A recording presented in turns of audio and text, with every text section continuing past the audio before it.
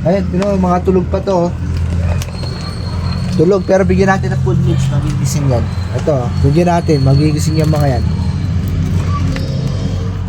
O, diba? Pag nakakaamoy sila ng Only Pops Food Mix by Hammy Dwarf, mga nagigising, oh. Ayan, gaya nito, ayan, malilinis pa yan, eh, oh. Bali, itong kusot na to is 1 week na to, ayan, oh. Pero kita nyo, ang ganda pa, ang puputi pa, diba? So yung mga kahami, bali magandang gabi nga po sa atin lahat. Bali meron lang po akong konting tips na ituturo sa inyo kung paano nga po pala tayo makatipid ng kusot sa ating mga colony na hamster. Ito ipapakita ko po sa inyo. Bali ito po yung ating mga Syrian mga kahami. Ayan. Kung mapapansin nyo yung kusot dito banda is napakalinis pa. Bali yung dito lang sila umihi. Ayan o. Kumbaga ito lang yung ginawa nilang CR dahil dito is napakalinis. Ang aking ginagawa dyan mga kahami is kinukuha ko lang po ulit ito. Ito yung anuhan nila. Syempre inaalis ko muna itong mga wheel. Ayan, alisin muna natin yung mga wheel para walang sagabal. Tapos binibigyan ko sila nito. Ayan, ang ating Only Pops Food Mix by Hammy Dwarf. Ang lakas nila kumain. Grabe. Ito kanina puno. Ayan, pinakain ko yung aking mga alaga. Ayan na lang natira. Bali, ito na lang yung aking papakainin. Bali, nilalagyan ko muna sila ng pagkain dito para hindi tayo ma-istorbo doon sa kabila. Ayan. Bali, pag colony mga kahami, hindi ko tinatansya ko na lang yung pakain kasi pag colony yung aking mga hamster, araw-araw ko sila pinapakain. Tinatansya ko na lang. Ayan, mga tulog pa to. Tulog, pero bigyan natin ng food mix, magigising yan. Ito, bigyan natin, magigising yung mga yan.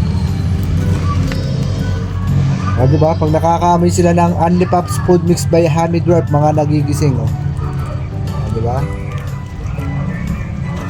Masasarap ng tulog nila. Bali, ganyan, diba? Ganyan lang po sila, busy sila kumakain, diba? Bali, habang busy sila kumakain, kukunin natin to, ito. Ayan, ito yung ginawa nila CR, eh. Ito yung mabaho sa mga cage. Bali, ito yung mabaho sa cage natin kaya kailangan alisin natin ito. After ano to? Ayun ang baho. Every 3 days ginagawa ko po ito. Ganito po yung ginagawa natin sa ating mga colony na hamster. Kasi ang mga hamster parang ano rin sila yung pusa or aso. Kung saan sila tumatae, dumudumi, dun lang at dun lang din. Hindi kung saan. Ayan, no, napakabaho po na ito mga kahami. Pag hindi nyo kasi inalis to mga kahami, madadamay to. Ito yung mga mapuputi na to. Ayan, madadamay po yan, mabaho na rin po yan hanggang sa ito. At saka magkakaroon na po ito ng mga uod, kaya kailangan aalisin nyo po.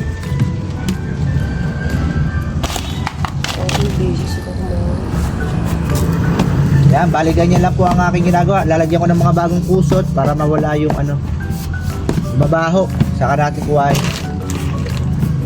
Ganyan lang po mga kahami. Ayan, no? Ayan ang aking ginawa. Kita nyo, mga busy po sila kumain. Bibigyan nyo po sila ng pagkain para hindi po kayo maistorbo magkuha doon.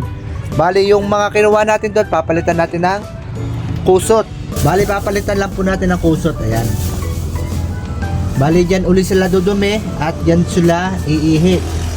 Bali after 3 days, babalikan uli natin to. Ganun uli po yan. Maano uli yan. Puro basa uli yan. Puro ihinan nila yan. Tatanggalin uli natin. Kasi pag hindi natin ginawa yun, madadamay po ito. Yung mga rito, yung mga mapuputi rito. Ayan, kaya nito. Ayan, malilinis pa yan eh. Oh. Bali, itong kusot na to is 1 week na to. Ayan, oh. Pero kita nyo, ang ganda pa. Ang puputi pa, diba? Kasi ang ginagawa natin, pag may mga basa na rito, tinatanggal na po natin para hindi madamay yun dito.